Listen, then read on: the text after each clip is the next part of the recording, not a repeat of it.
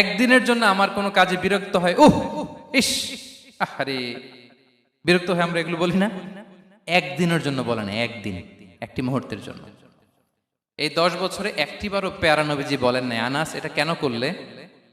একবারের জন্য বলে নাই, আনাস এটা করলে না কেন? একবারের জন্য তিনি বলেন। আনাস রাদিয়াল্লাহু তাআলা আনহু বলেন, একদিন একটা কাজে সম্ভবত জুব্বা আনতে আমাকে বিষ্ণু পাঠিয়েছিলেন। আমি ছোট মানুষ, জুব্বা আনতে যে ভুলে আমি মদিনার বাচ্চাদের খেলা দেখতে আরম্ভ করলাম। বাচ্চারা রাস্তায় খেলাধুলা করে না?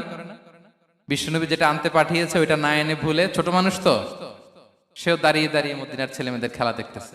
এখন সময়ের পর সময় যায়, ঘন্টার পর ঘন্টা যায়, আনাস তো আর আসে না জুব্বা নিয়ে। বিষ্ণুনবী ভাবলেন, হায় রে, আনাস মনে ভুলে গেছে, যাই নিজের কাজ নিজেই করে নিয়ে আসি। বিষ্ণুনবী বেরোলেন, বেরোই দেখে ওই তো আনাস, আমার আনাস বাচ্চাদের সাথে খেলা দেখতেছে।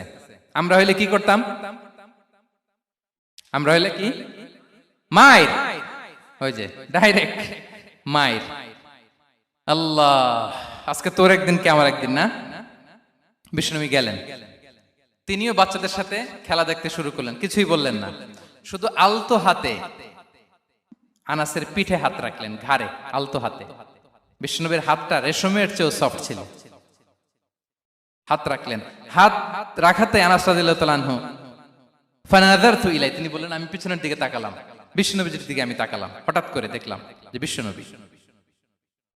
তাকানোর পর পর আমি ভয় পেয়ে গেলাম, কিন্তু বিষ্ণু সাল্লাল্লাহু আলাইহি ওয়াসাল্লাম ধমকও দেয় নাই, কিরে আনাস তুই এখানে, এটাও বলে নাই। তাকালাম, ওয়া হুয়া ইয়াদহাক, তিনি একটা মুচকি হাসি দিলেন। বললেন, আনাস তোমাকে না কাজে পাঠিয়েছিলাম, এখানে কেন? আনাস বলে, ইয়া রাসূলুল্লাহ ক্ষমা করে দেন, আমি যাচ্ছি। আনাস বলে, বিশ্বনবীর সেদিনের মুচকি হাসির শাসন মরার আগের দিন পর্যন্ত আমার এই সোজা রাস্তায় রেখেছে।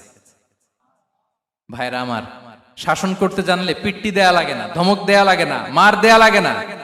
শাসন করতে জানলে একটা মুচকি হাসি দিয়ে শাসন করা যায়।